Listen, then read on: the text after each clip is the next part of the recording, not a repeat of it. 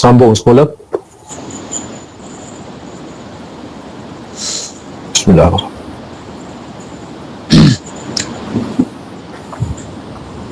Assalamualaikum warahmatullahi wabarakatuh. A'udzubillahi minasyaitonir rajim. Bismillahirrahmanirrahim. Alhamdulillahi rabbil alamin wal 'aqibatu lil muttaqin wala 'udwana illa 'alal zalimin. Wassalatu wassalamu ala asyrafil anbiya'i wal mursalin sayyidina wa maulana Muhammadin wa ala alihi wa sahbihi ajma'in. Rabbi shrah li sadri wa yassir li amri wahlul 'uqdatam min lisani yafqahu qawli. Subhanaka la ilma lana illa ma 'allamtana innaka antal alimul hakim. Qala al-musannif rahimahullahu ta'ala wa nafa'ana wa bil muslimin wa bi barakati ulumihi fid darain ya rabbal alamin. Innaka la tahdi man ahbabta walakinna Allah yahdi man yasha. La hawla wa la quwwata illa billahil aliyyil azim. La hawla wa la quwwata illa billahil aliyyil azim. La hawla wa la quwwata illa billahil aliyyil azim. Alhamdulillah, bersyukur kita kehadirat Allah Subhanahu wa taala sekali lagi kerana kita berkesempatan, berpeluang mengikuti kelas Tafaqquh Fiddin slot yang kedua. Moga-moga Allah Subhanahu wa taala mengurniakan kepada kita keceriaan, kegembiraan di dalam perlindungan Allah Subhanahu wa taala. Jadi alhamdulillah, pada pagi ini kita menyambung pengajian fiqh kita yang bersangkutan dengan kitab Fiqh Manhaji. Fiqh Manhaji jilid yang ke-8, kita membicarakan garis panduan memerangi pemberontak. Garis panduan memerangi pemberontak. Jadi pada minggu lepas kita telah berbicara berkenaan dengan garis panduan itu, iaitu berkenaan dengan yang ketiga. Yang ketiga, kitab 1899, muka surat 1899, yang ketiga yang kita bicarakan, yang dikatakan sebagai garis panduan memerangi al-bughah ni, memerangi al-bughah. Yang keempat, qala al-musannif rahimahullahu ta'ala, hak milik mereka tidak boleh dirampas atas nama harta rampasan perang, walau bagaimanapun beberapa perkara perlu dilihat. Kita tahu sekiranya bughah ni dibuat perdamaian ataupun nasihat, maka mereka itu tidak meneruskan pemberontakan. Jadi tak ada masalah lah. Sekiranya segolongan mereka tidak meneruskan pemberontakan, bersetuju dengan perbincangan wakil kerajaan, dan sebahagian lagi terus untuk memberontak, maka diperangi. Kita tahu pada minggu lepas kita bicarakan, kalau sekiranya dia cedera tidak boleh dibunuhkan, kalau dia lari tak boleh dikejar, apa begitu begini. Jadi yang keempat ni, step ataupun garis panduan dia, sekiranya dia diperangi, maknanya diperangi, dia melawan, kena bunuhlah. Dia melawan, tetapi harta rampasan, harta yang dikategorikan rampasan ketika berperang, kalau berperang orang kafir itu, harta rampasan itu dia panggil fid. Fid maknanya boleh ambil, tidak haram kita mengambilnya. Tetapi harta rampasan bughah ini tak boleh diambil dan tak boleh dikategorikan harta rampasan. Walau bagaimanapun dia kata, Syekh ni kata beberapa perkara yang perlu kita lihat, kerajaan melihat. harta yang berupa alat perang, alat kelengkapan perang, alat dia, harta dia, kelengkapan perang akan disimpan sehingga peperangan tamat. Dan selepas pemerintah merasa yakin mereka tidak akan kembali melancarkan serangan. Jadi ada senapang, ada kerih apa begitu begini, harta itu ataupun alat perang dia disimpan oleh kerajaan. Disimpan oleh kerajaan. Perkara-perkara yang membawa kepada ancaman. Kepada ancaman. Begitulah juga kita ada senapang. Kalau bukan buruh sekalipun kita ada senapang, umur dah 80 tahun, tak sihat memegang senapang tu, menggeletar je dah. Maka pihak berkuasa, dia akan tahan senapang tu. Dia akan tahan senapang itu disimpan. Maknanya dia kategorikan dia ni tak selamat menggunakan senjata itu. Mana nak menembak tupai, lah tembak ke kambing. Makna dia uzur. Begitu tu. Jadi alat peperangan yang kita perang ke kumpulan yang buruh ni disimpan oleh kerajaan.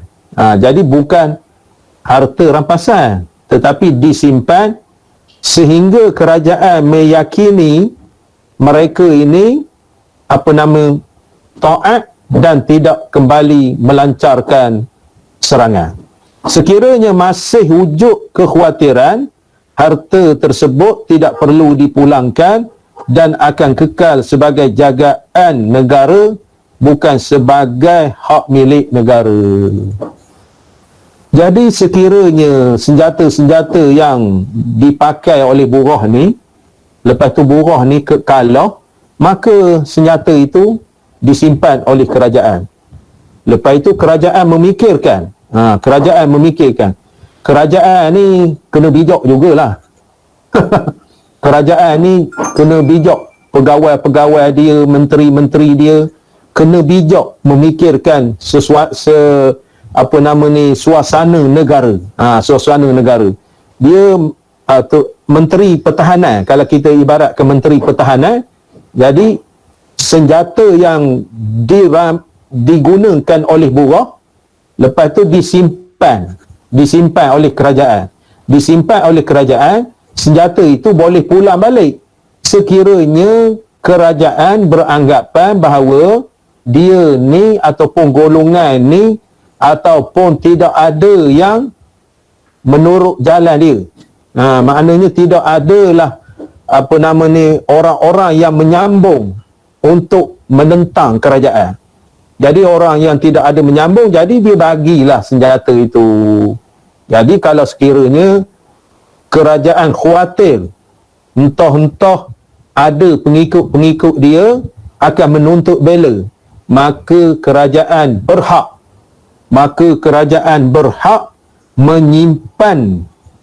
menyimpan harta ataupun menyimpan alat senjata.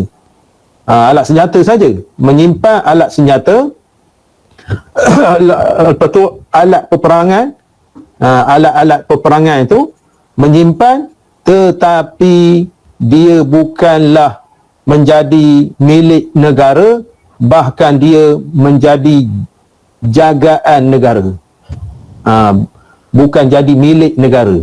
Manakala harta lain selain daripada peralatan perang, yang kita nak cerita ni sekali, perkakas perang. Perkakas perang. Masa perang Melaka dulu, Portugis 511 dulu, senjata kerajaan Melaka tu dia bawa ke Portugis. Dibawa ke Portugis. Dalam sejarah pula, sejarah ni orang putih juga menceritanya, dia kata kerajaan Melaka menggunakan tombak dan kerih. Silap. Yang sebenarnya kerajaan Melaka ni dah hebat. Meriam, senapang, pistol. Jadi dia putar belik sejarah. putar belik sejarah, dia ambil bawa ke negara dia. Jadi yang menulis sejarah ni siapa? Orang Melayu. Siapa? Siapa nama? Siapa nama? Tun Sri Lanang. Tun Sri Lanang. Tun Sri Lanang. Lanang ya? Ya. Tun Sri Lanang tu memutar ke sejarahnya. Kita dengar daripada Profesor Profesor Doktor yang sedap cakap tu. Saya kenal dia tu. Ya. Allah lupa nama dia. Selalu dia ya? Mak Ropa. Mak Ropa. Dr. Mak Ropa, dia terpakar, dia mengkaji tu. Dia sampai dia pergi ke Portugis tu. Pergi ke Portugis ni mana dia kaji sejarah dia. Saya kenal dia tu, biasa ceramah. Nama Falak. Jemput Falak. Profesor Mak Rafa. Profesor Mak Rafa. Jadinya tak betul sejarah. Serupa sejarah kita, tiba-tiba Khomeini ni pejuang kemerdekaan. Kacau. Kacau juga. Mana bapak Khomeini pejuang kemerdekaan.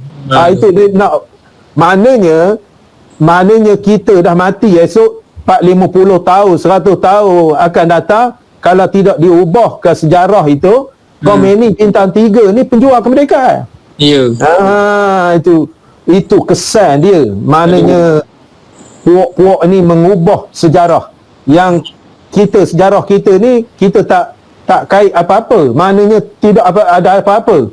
Maknanya kita mengabarkan kempen memperjuangkan kemerdekaan. Orang Melayu senyap aja contohnya.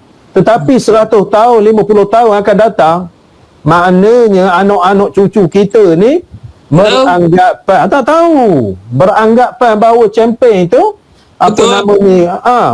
pejuang kemerdekaan. Sedangkan kita dengar cerita daripada aki kita. Aki saya AC, Sarjan AC. Dapat tanah 10 hektar, kebun getah. AC masa dulu. Dia cerita masa 1948. Masa 1948, mana dilipih ni Cina, tukang gunting.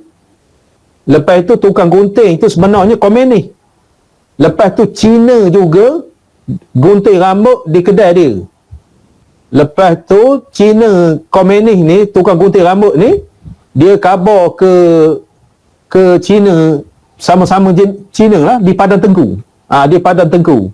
Dia kata macam mana perjuangan PKM ni.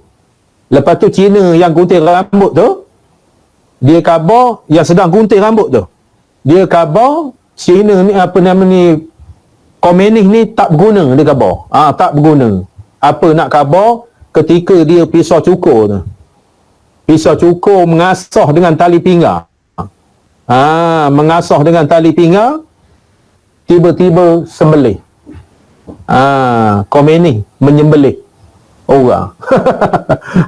Jadi sejarah serupa juga Melaka itu.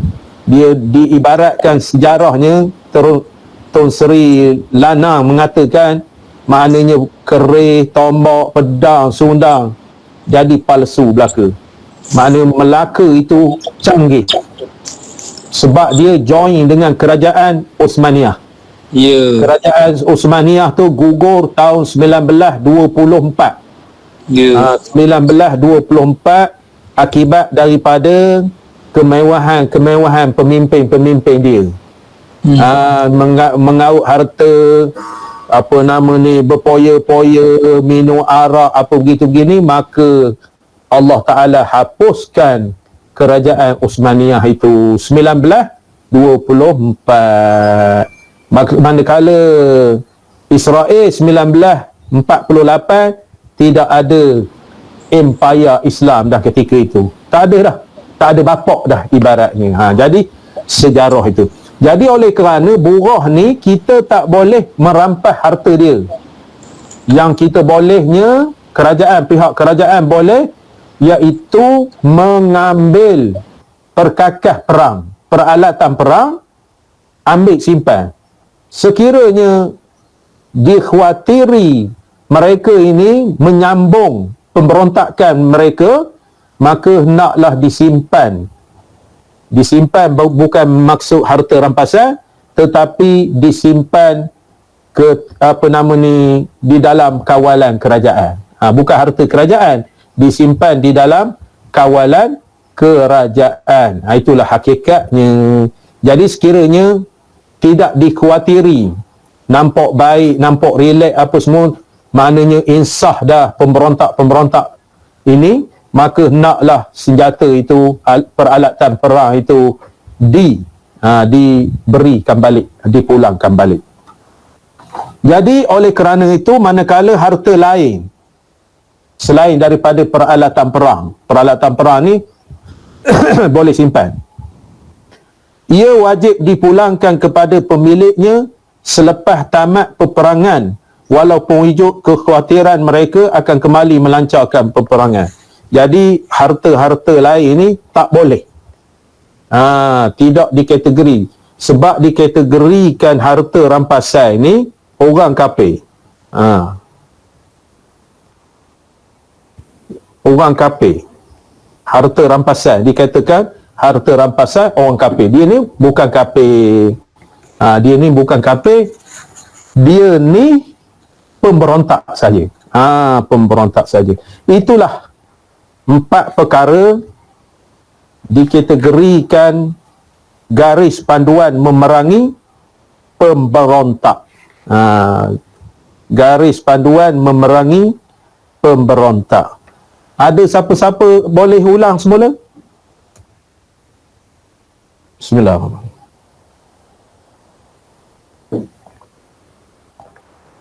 Boleh ulang semula garis panduan ni, daripada nombor 1 sampai nombor 4, secara ringkas.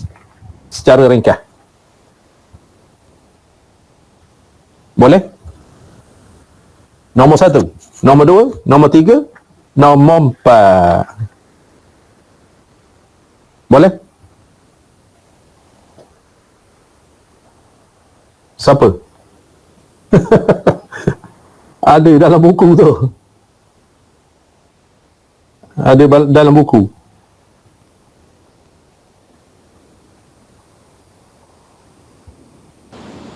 Boleh? Yang pertama, Ustaz, Ya. sebelum dilancar perang, bolehlah diajak berbincang lah Okey. dulu. Jelas. Jelas. Nombor 2. Nombor 2. Nombor 2. Muka surat 1898. Bila dah dilancarkan perang, mana-mana pemberontak yang lari dari medan perang tu jangan dikejar. Okey. Bukan je tidak dibenarkan membunuh Yang cedera. yang cedera. Peperangan tu hanya untuk membalas serangan sahaja, Ustaz. Mana yang melawan. Ya. Okey, yang ketiga?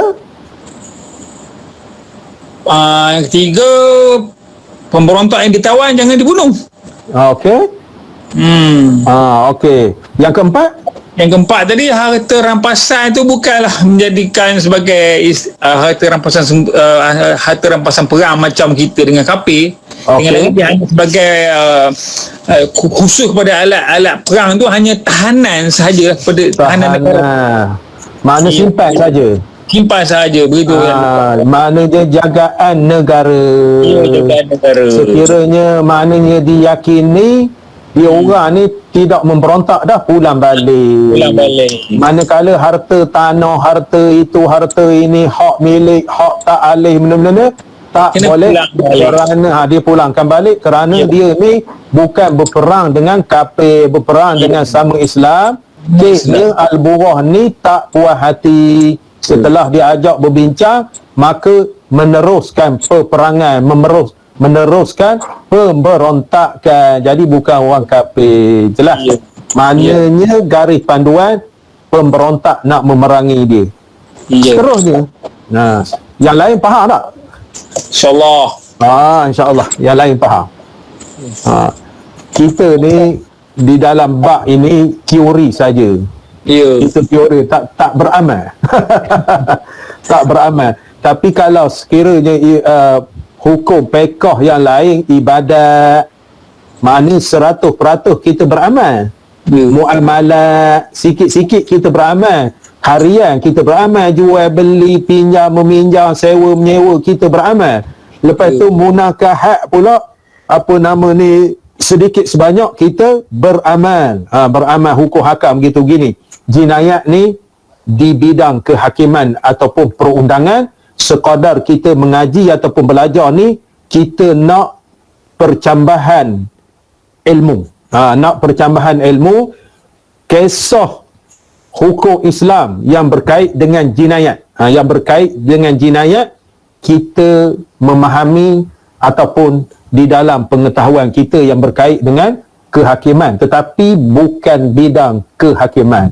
Jadi kalau sekiranya apa nama tuan-tuan masuk universiti pula, masuk universiti kuliah syariah, kuliah syariah undang-undang, kuliah syariah undang-undang, 100% akan belajar berkait dengan perkara ini. Dia akan belajar ibadat, muamalat, munakahat, jinayat. Jadi kalau anak-anak kita masuk apa nama universiti ataupun diploma apa begitu begini, diploma syariah. Jadi syariah berkait rapat dengan perkara-perkara ini, maknanya buat kajian apa begitu begini, hatta mereka ni akan pergi ke mahkamah. Praktikal ke mahkamah, maknanya mengkaji fail-fail yang berkait dengan mahkamah. Tetapi mahkamah kita ni pula makna status mal saja, status berkenaan dengan kekeluargaan Islam saja, tetapi tidak ada yang berkaitan dengan hak kita belajar ni. Maknanya kita ni untunglah belajar ni. Kita untung belajar. Maknanya mahkamah syariah, dia undang-undang dia ataupun hak sempadan dia, ruang lingkup dia berkait dengan harta, berkait dengan apa nama kekeluargaan Islam saja, berkait dengan nikah kahwin, berkait dengan cerai, berkait dengan pasah, berkait dengan yang perkara ini tak masuk. Jadi alhamdulillah kita dapat mengaji di dalam kuliah Tafaqquh Fiddin, merupakan pengalaman berharga. Pengalaman berharga. Walaupun kita tak masuk kuliah syariah pun, maknanya sepatah seledah kita mengetahui tentang undang-undang. P. Ramli kata undang-undang. Undang-undang. Lepas itu saya nak tunjuk.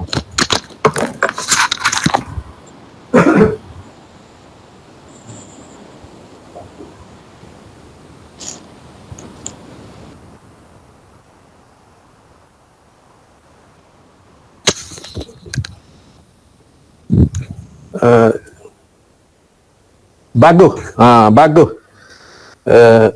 Buku Qanun Jinayah Syar'iyah.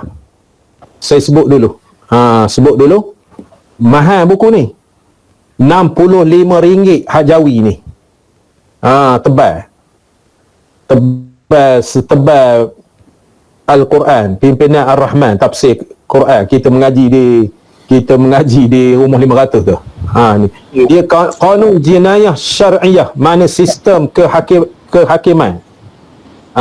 Sistem kehakiman yang dikarang oleh Allah Yarham Haji Sa'id Haji Ibrahim, bekas mufti negeri Sabah. Dia ni mengarang. Allah Yarham ini memang hebat. Ilmunya merangkumi. Moga-moga ada manfaat kepada dia.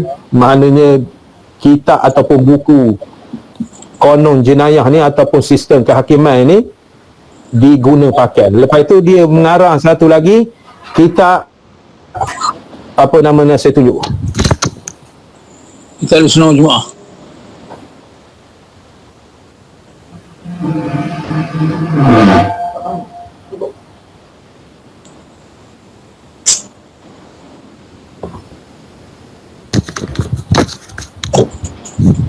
Sekejap, minta maaf tuan-tuan, nak mengangkat gas orang rumah tak daya, nak masuk gas habis. Sekejap. Sila kan. Oh.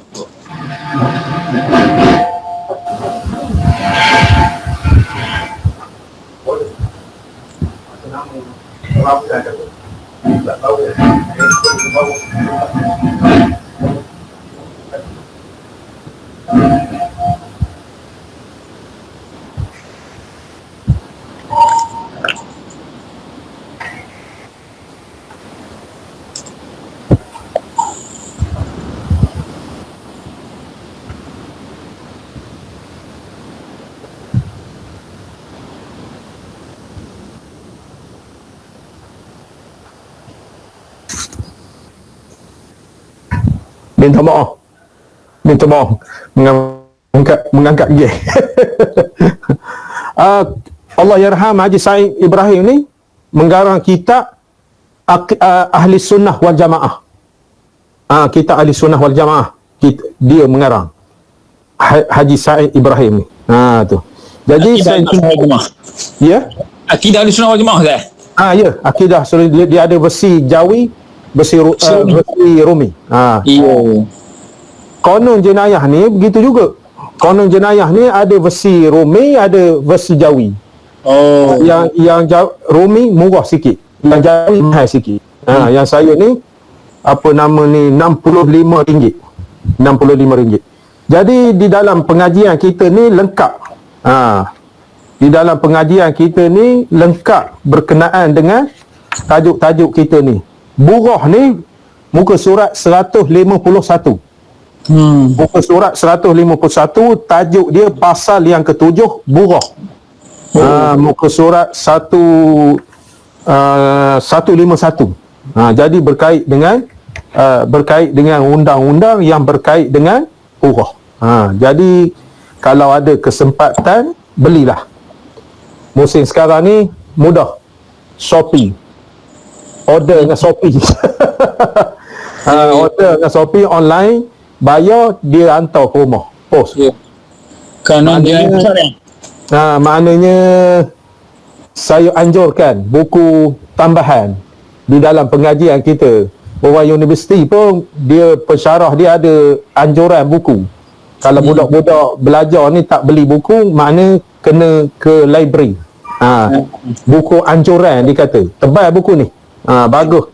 Maknanya sistem kehakiman dan perundangan Islam berdasarkan Quran dan hadis. Allah. Berdasarkan Quran dan hadis. Bukannya SD tentang undang-undang Islam. Bagus. Jadi lepas kuliah ni kan, apa nama, tengok Shopee. Order Shopee. Jadi telah jelas kepada kita bahawa apa nama step di dalam memerangi burah ni. Ada kaedah-kaedah dia, ada peraturan dia di dalam garis panduan yang berkait dengan burah ni. Jadi tidak boleh sewenang-wenangnya. Tak boleh sewenang-wenangnya apa nama berkait dengan peraturan-peraturan yang disyariatkan. Yang disyariatkan berdasarkan perilaku Rasulullah sallallahu alaihi wasallam. Di dalam buku ini ada dibahaskan berkaitan dengan perkara yang kita bincang ini. Bincang ini. Jadi saya kira 1 hingga 4 kita dapat memahami sedikit sebanyak berkenaan dengan garis panduan yang berkaitan. Macam kita garis panduan SOP. SOP nak sembahyang Jumaat, SOP nak kematian, apa nama ni, kematian, SOP korban dan sebagainya. Jadi buku ini amat baik. InsyaAllah. Seterusnya, implikasi peperangan terhadap pemberontak. Implikasi peperangan terhadap pemberontak. Implikasi ni apa dia? Kesan Ustaz. Kesan. Al-asar. Al-asar. At-taksir. Bahasa Arab khabar. Kesan peperangan terhadap pemberontak, yang ini burah. Kesan dia. Pertama sekali. Maknanya syarak ni mengkaji berkenaan dengan kesan ataupun buruk baik.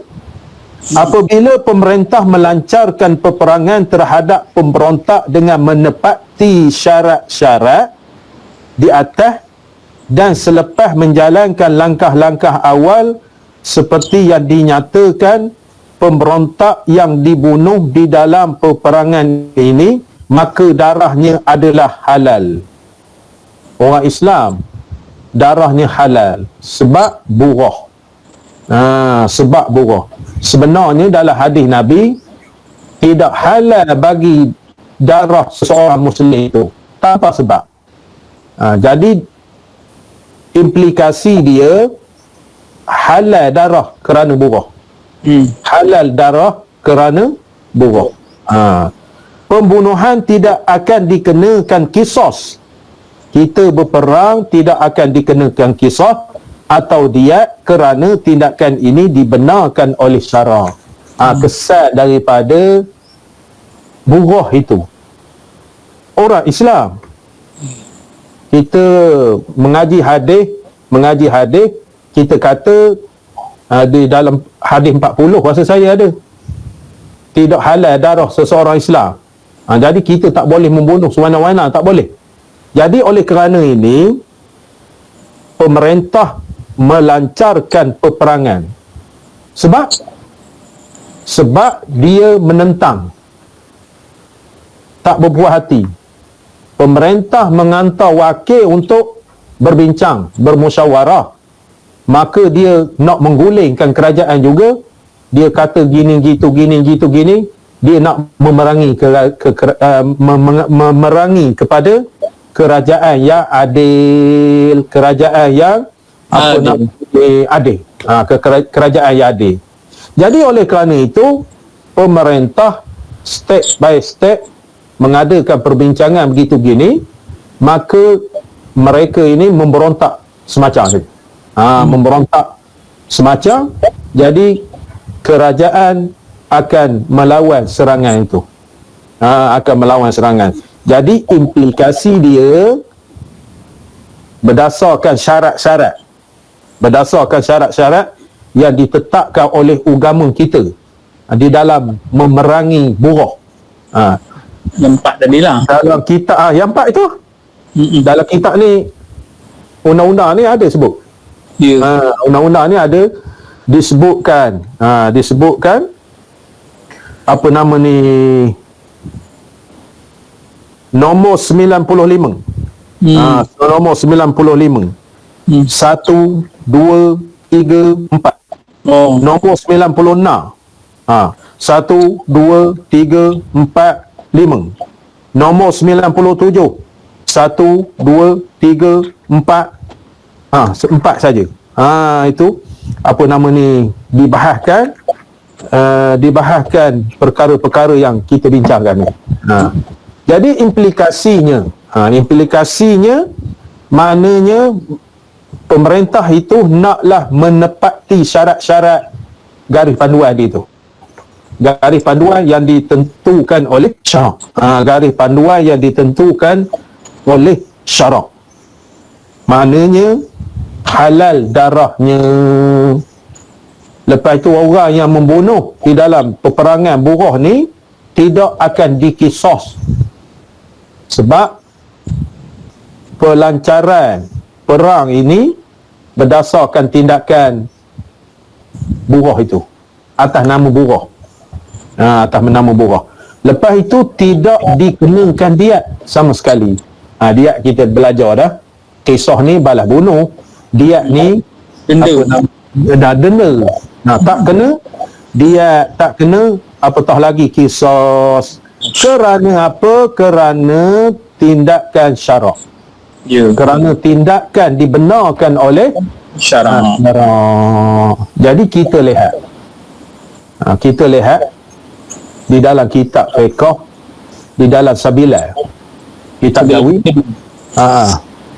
Jadi kalau tuan-tuan ingat 4-5 tahun yang lampau, ketika kita pertama-tama kuliah di masjid, dewan besar kita, masjid tu, masjid baru, saya sebut berkenaan dengan, tak tahulah ingat tak ingat. Di dalam kitab Sabilah, saya sebut 4-5 tahun yang sudah, mula-mula kuliah kita di dewan besar tu, apa nama, kita melihat robok fiqh. Apa nama robok fiqh?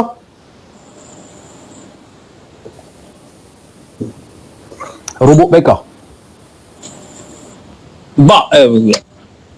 Robok fiqh. Robok fiqh. Siapa tahu? Bahagian saya. Bahagian. Rubu'ul fiqhi maknanya bahagian pembahasan fiqh. Bahagian. Ibadat, muamalat, munakahat, jinayat. Adakah tuan-tuan masih ingat terbayang-bayang perkataan saya itu? Ya. 2015 Ustaz. 2015. 2015. Adakah tuan-tuan ingat saya pakai baju benda? Tak ingat tak? Saya pakai baju batik-batik kuning. Batik-batik kuning. Ingat baju dia. Saja nak uji. Jadi saya cakap di situ, rubuk ataupun bahagian fiqh ni ibadat, muamalat, munakahat, jinayat. Bahagian tauhid pula. Bahagian tauhid nak ke belakang sikit. Bahagian tauhid pagi tadi ada sebut juga. Bahagian tauhid. Ya Allah. Bahagian tauhid tak ingat. Bahagian tauhid Makrifah. bukan. Dia di dalam tu, di luar tu. Bahagian perbincangan tauhid. Perbincangan tauhid. Ibadat pula. Ilahiyah an-nubuwah as-sam'iyah. Itu perbincangan tauhid. Saya sebut dulu tahun 2015 dulu. Bulan Jun 2015 saya sebut bahagian fiqh, bahagian tauhid. Ilahiyah an-nubuwah as-sam'iyah. Lepas itu saya sebut bahagian tasawuf. Mana? Kelak kena jenahan juga. Bahagian tasawuf. Perbincangan tasawuf. Bab tasawuf. Bab tasawuf. Masih ingat? Tak ingat belaka dah. Mengaji 4-5 tahun lepas. Aduh, tak ingat. Saya ingat lagi. Tasawuf pula sifat-sifat mahmudah, sifat-sifat mazmumah. Itu perbincangannya. Jadi saya nak sebutkan ketika ini tasawuf tu tak nak sebut, tauhid tak sebut. Tauhid tu pagi tadi ada sebut. Lepas tu nak sebut fiqh. Nak sebut fiqh. Ibadat ni apa dia, konsep dia? Disebut ibadat. Siapa ingat? Ibadat, muamalat, munakahat, jinayat. Kerana apa? Maknanya bahagian-bahagian ini bahagian-bahagian ini mengikut keadaan manusia. Kerana apa? Kalau siapa ingat tu power lah. Ibadat dari bersuci hingga ke naik haji. Tak, kenapa? Bersuci, naik haji tu perbincangan tajuk-tajuk. Tapi kenapa kita perlu kepada ibadat? Makrifah. Kenapa kita diwajibkan beribadat? ataupun diwajibkan melengkapkan ibadat dalam konteks itu. Bersuci sampai naik haji. Maksudnya? Manusia dicipta untuk beribadat, Ustaz. Manusia ni tak lepas bergantung dengan Allah. Ya. Manusia ni tak lepas bergantung dengan Allah. Sebab itu kita disuruh beribadat. Jadi kalau kita semayang, ingat ke Allah. Kalau kita bersuci kerana Allah, hatta minta maaf cakap pun kita membasuh najis pun kerana pengabdian kita kepada Allah Ta'ala, disuruh agama kita bersuci ketika buang air kecil, bersuci ketika buang air besar. Bahkan ketika kita berhadas kecil, mengambil air semaya nak mensucikan diri kita, lepas tu berhadas besar, wajib mandi. Kita tak lupa kepada Allah sepanjang masa. Itu ibadat. Muamalah Urusan sama manusia. Urusan sesama manusia. Jual, beli, sewa, menyewa, upah, mengupah, pajak, gadai, apa begitu begini.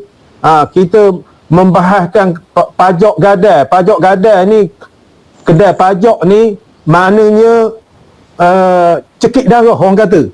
Tapi pajak gadai Islam tak. Pajak gadai Islam tak. Mana kita pajak dia tidak ada kalau pajak gadai Islam ni ar-rahnu tu, dia maknanya dia tak lelak orang kata. Tak lelak, dia kira bayar upah dia, menjaga. Lepas tu berapa perjanjian dia, sekiranya awak tak tebus. Tak tebus, dia jual, misal kata awak pinjam 1,000, dia jual lelong 4,000. 4,000 tu dia bayar ke kita balik. Itu pajak gadai Islam. Tolak hutang, Ustaz. Tolak hutang. Itu adilnya. Terbatuk saya nak menceritakan tuan-tuan.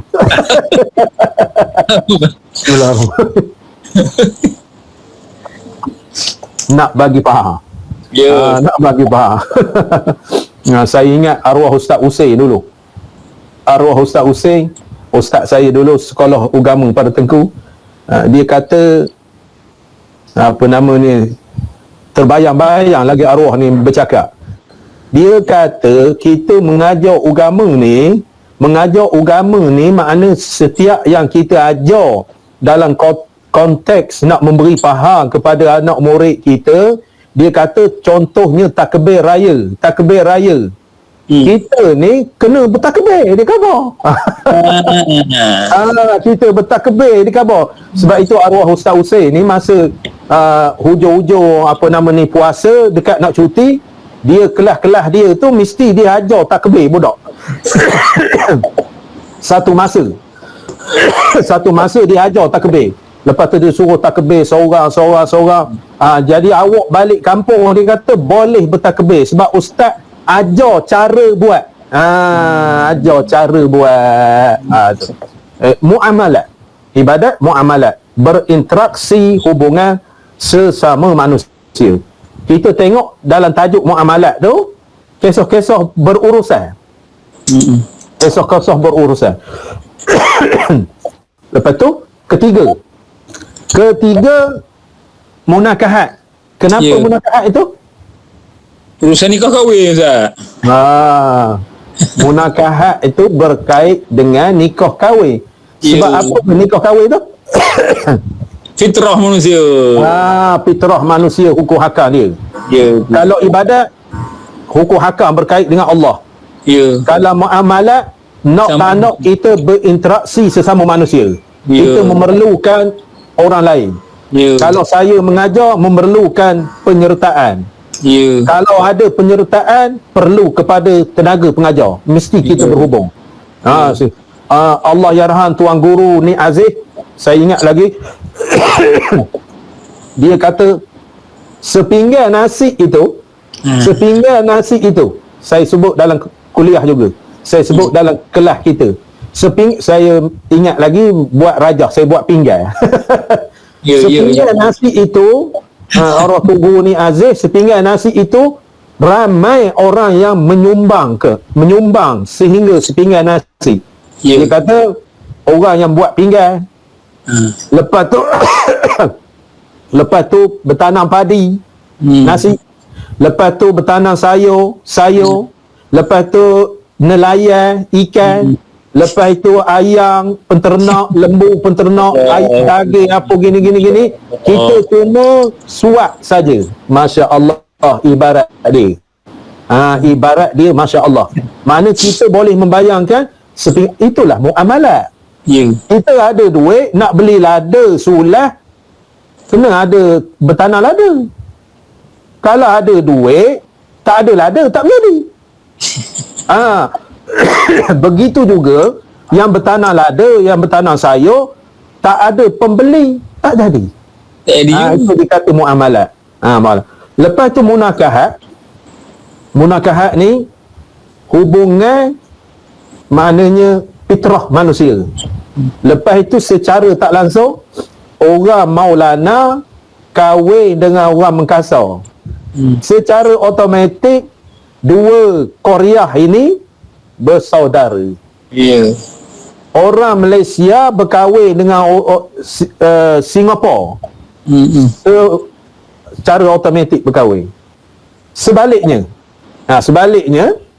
orang Maulana berkahwin dengan Mengkasar, bercerai. Sudah. Tak lalu Mengkasar tu, tak boleh lalu. Ibaratnya itulah. Ibaratnya apa nama ni, munakahat. Jadi kita nak cerita ni jinayat. Jinayat ini kesnya manusia ni akan melakukan kesalahan. Melakukan kesalahan sehingga kemuncaknya membunuh. Maka oleh kerana itu ada hukum-hukumnya di dalam jinayat. Boleh faham? Ya, insyaAllah. Okey. Nombor 2. Kita habiskan tajuk ini. Nombor 2. Selepas peperangan tamat, sekiranya ada di kalangan tentera pemerintah yang membunuh pemberontak, sekiranya pemberontak tersebut telah memberi taat setia, pembunuh akan dikenakan kisos. Itu sebaliknya. Dia membunuh pemberontak tu menyerah dah. Pembunuh tu pancur juga, tembak juga. Jadi dikenakan kisah yang siapa membuatnya. Namun sekiranya pembunuh bersumpah bahawa dia menyangka orang yang dibunuh masih ingkar, pembunuh akan diminta membayar diat dan hukum kisah digugurkan. Jadi tertib dia. Jadi sekiranya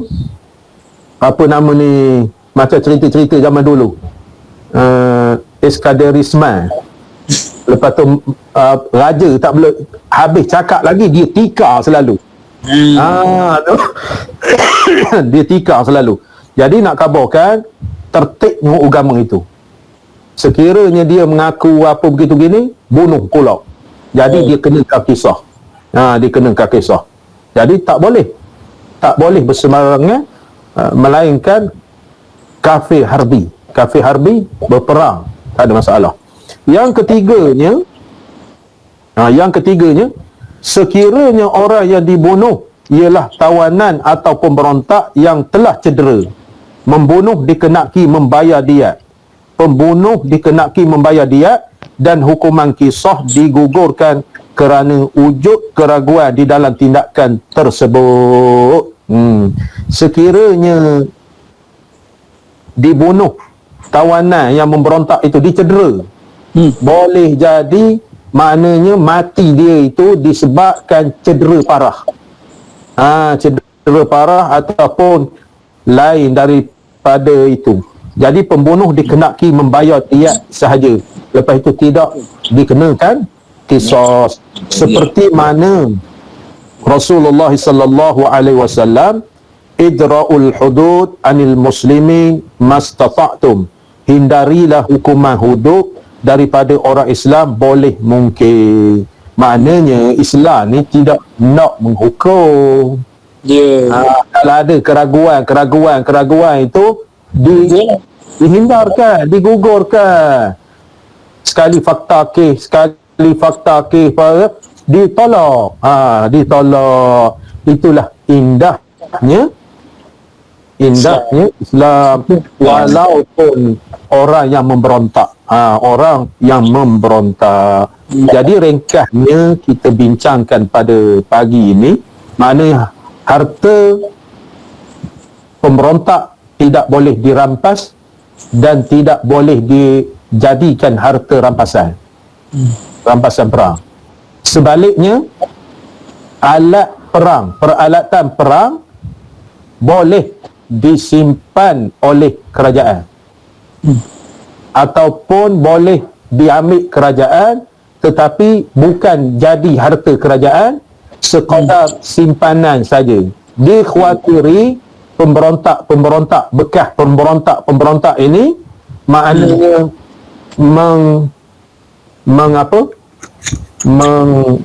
menyerang semula.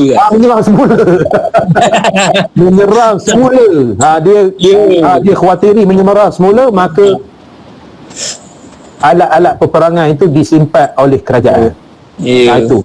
Manakala harta-harta lain tak boleh. Tak boleh. Yang kedua, kita bincang hari ini implikasi peperangan. Kesan dia apa dia? Maknanya setelah cukup syarat-syarat dia, dilakukan peperangan, halal darahnya. Kerana dibenarkan oleh syarak yang membunuh di dalam peperangan itu tidak dikenakan kisah, tidak dikenakan diat. Sekiranya peperangan itu tamat,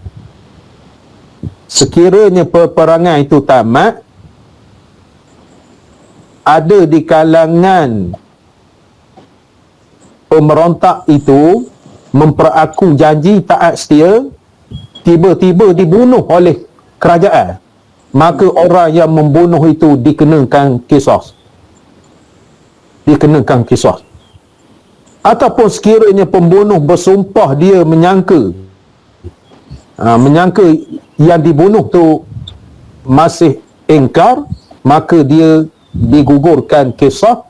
Sebaliknya, dia dihukumkan membayar diat. Yang ketiganya, sekiranya orang yang membunuh tawanan pemberontak itu cedera, pembunuh itu dikehendaki membayar diat. Sekiranya orang yang dibunuh ialah tawanan atau pemberontak yang telah cedera, dia dikehendaki membayar diat. Kisah digugurkan kerana wujud keraguan dalam tindakan. Jadi berdasarkan hadis Rasulullah sallallahu alaihi wasallam. Jadi mudah-mudahan kita memahami dua item yang kita bincangkan. Pokok pertamanya peralatan perang, yang kedua implikasi kepada peperangan itu, keadaan dia ketika pelancaran peperangan kepada buruh itu 1, 2 dan 3. InsyaAllah kita berpindah kepada hukum murtad minggu depan. Minggu depan tajuk baru, hukum murtad. Habislah dah perbincangan yang berkait dengan buruh ataupun hukum yang berkait dengan pemberontakan. Kita nak pesa sikit, hujian sikit. Hujian sikit. Siapa boleh jawab? Buka mic. Boleh atau tidak harta benda pemberontak ini dirampas atau dijadikan harta negara? Siapa boleh jawab? Tak boleh. Tak boleh. Yang boleh saya apa? Yang boleh benda Simpan je. Peralatan perang saja disimpan. Ya, peralatan perang, bukan simpan harta semua. Peralatan perang saja. Mana harta tanah gitu gini tak boleh. Boleh. Yang boleh ni harta perang. Maknanya yang boleh peralatan perang. Peralatan perang saja. Itu yang pertama. Soalan yang kedua, sekiranya dikhawatiri pengikut-pengikutnya akan menyerang balas pula, bagaimanakah senjata ataupun peralatan perang itu? Disimpan oleh pemerintah. Adakah harta negara? Bukan. Dia kira macam mana? Simpanan sahaja. Simpanan sahaja. Okey, faham lah itu maknanya. Ya, Yang kedua di dalam tajuk kesan-kesan peperangan, seseorang yang membunuh orang yang memberontak, adakah dia dihukum qisas ataupun dia? Masa perang tak apa. Masa perang tak apa. Sebab apa? Bahawa tu melawan Islam. Sebab tu melawan. Sebab apa dia boleh membunuh? Sedangkan agama tak boleh membunuh. Tak halal darah. Sebab apa? Dalam perang. Dia nak memerangi Islam. Dalam memerangi. Sebab apa lagi? Sebab apa? Sebab memenuhi syarat-syarat yang Memenuhi syarat. Sebab apa? Sebab apa lagi? Memberontak. Memberontak sebab Syarat. apa? Sebab apa lagi? memenuhi syarat. Halal darah tu sebab apa? Dibenarkan oleh syarak, Ustaz. Dibenarkan oleh syarak. Itu tepatnya. Mana syarak membenarkan? Ya. Habis. Habis. Yang kedua, sekiranya pemerintah membunuh pemberontak yang menjanjikan taat setia, pembunuh itu adakah dikenakan kisah ataupun tidak? Kena. Kisas. Kena. Lepas itu siapa boleh baca hadis Rasulullah sallallahu alaihi wasallam? Di bawah tu. Idra'u. Baca. 1899. Baca. Baca hadis.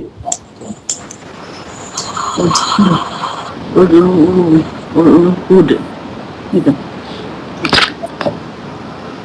Mana? Baca. Kalau tak baca tak habis kuliah ni. Baca. Seorang baca muka surat 1899. Qala Rasulullah sallallahu alaihi wasallam. Hududaan. Qala sallallahu alaihi wasallam. Ya.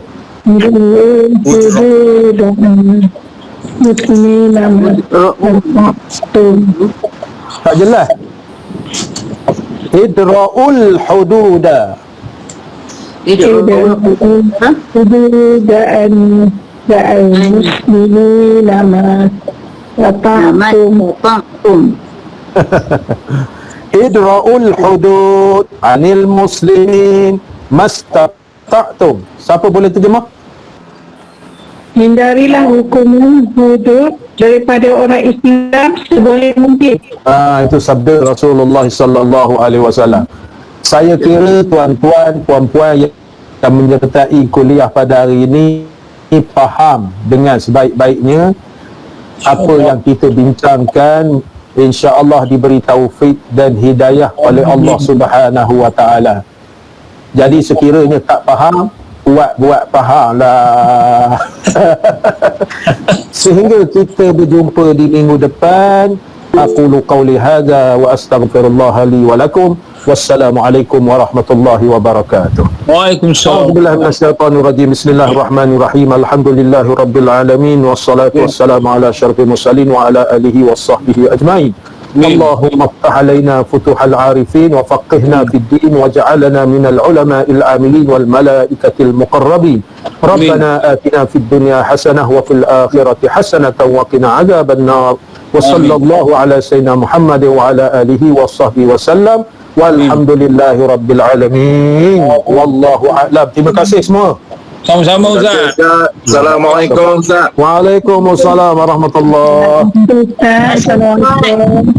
Terima kasih Ustaz. Assalamualaikum. Sama-sama. Waalaikumsalam. Terima kasih Ustaz. Sama-sama. Terima kasih Ustaz. Sama-sama. Waalaikumsalam warahmatullahi. Terima kasih Ustaz. Assalamualaikum. Sama-sama. Waalaikumsalam warahmatullahi. Terima kasih Tuan. Sama-sama. Barakallah. Syukran ya Ustaz. Ila liqa. Afwan ila liqa. Allah maftah alaik. Kemas bahasa Arab. Allah. Ila liqa.